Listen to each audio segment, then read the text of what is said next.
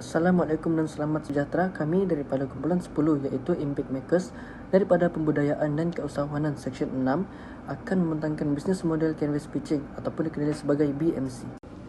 Amalan pengurusan yang pertama ialah pengurusan masa dan sumber dengan berkesan, kemudian pembahagian tugas yang adil. Amalan pelaburan pula promosi melalui media sosial dan mengenal pasti pelanggan sasaran serta strategi harga. Kemudian amalan perkhidmatan pelanggan iaitu layanan mesra pelanggan, tindak balas pantas terhadap aduan ataupun pertanyaan.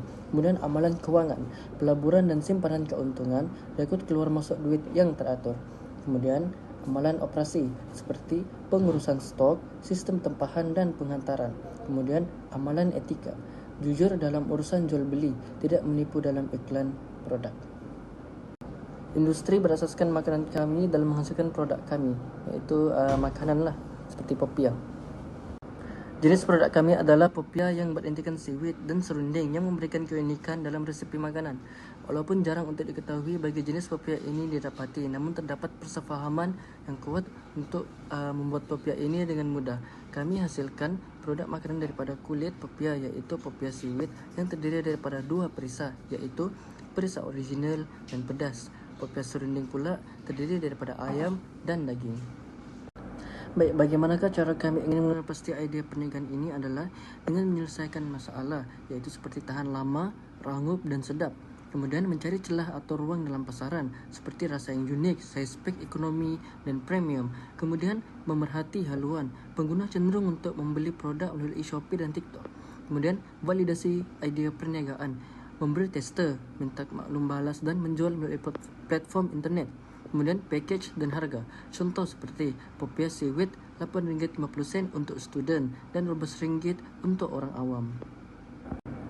Untuk ahli kumpulan kami iaitu Impact Makers terdiri daripada 6 orang, iaitu saya sendiri sebagai pengurus dan diikuti oleh penolong pengurus, pegawai kewangan, khidmat pelanggan, pegawai operasi dan pegawai pemasaran.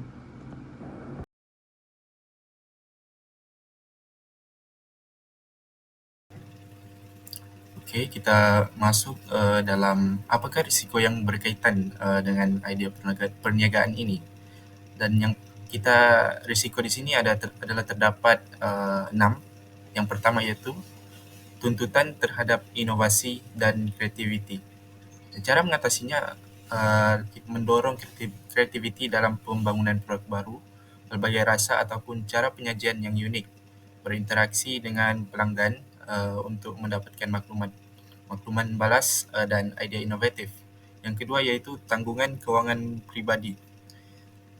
Perniagaan mungkin menimbulkan beban kewangan pribadi yang tinggi.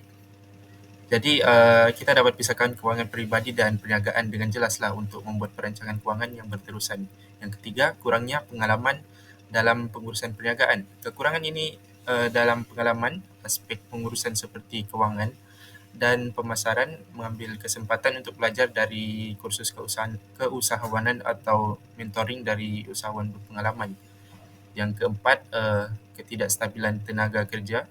Cara mengatasinya, kita boleh mempertimbangkan untuk menjalin kerjasama dengan pelajar lain atau menawarkan fleksibiliti dalam jadual kerja kepada pekerja sambilan untuk mengekalkan konsistensi operasi.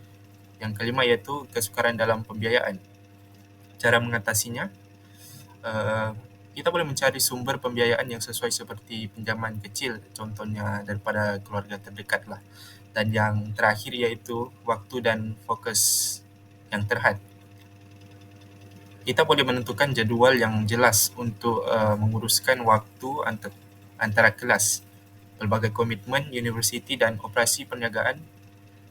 Lepas tu kita boleh juga gunakan alat pengurusan waktu seperti planner ataupun aplikasi yang dapat membantu.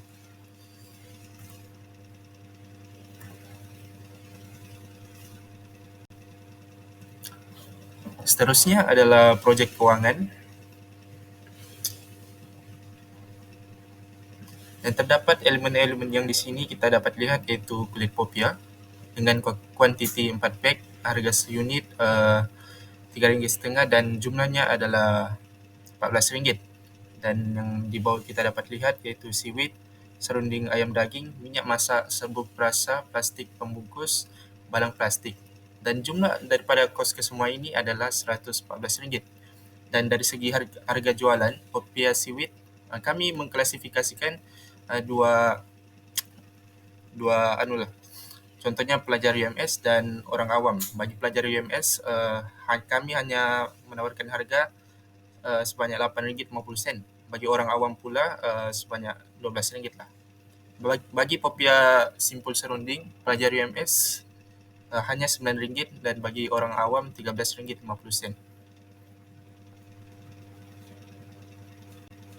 Kesimpulannya, secara ringkasnya melalui strategi pemasaran yang fokus, pemilihan bahan berkualiti yang lebih tinggi serta perancangan strategi sistematik untuk memperhalusi setiap langkah operasi, kami yakin untuk mencapai kehadiran yang lebih kukuh dalam pemasaran.